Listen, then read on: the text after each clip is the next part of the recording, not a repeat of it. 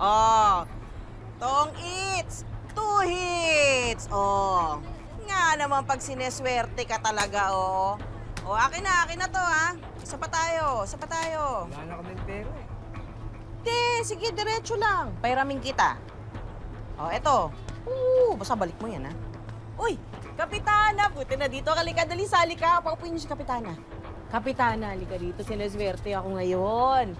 Hahawakan kita ng swerte. Tara, laro tayo. Tigilan mo ako, Lorna. Di epekto sa akin ngayon yan dahil ngayong Pasko, minamalas ako. Mamaya na tayo maglaro. Lipat muna kayo doon, ha?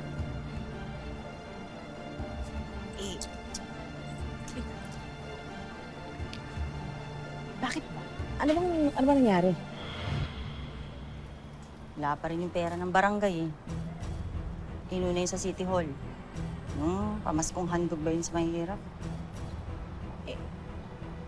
Kapitana, paano yun? Di ba nangako ka sa akin na tutulungan mo ko pampiyansa ni Hector pag dumating na yung pondo ng barangay?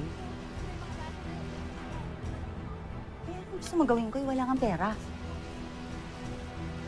Paano naman yung kapatid ko, Kapitana? Abay, tumatagal na yun sa kulungan.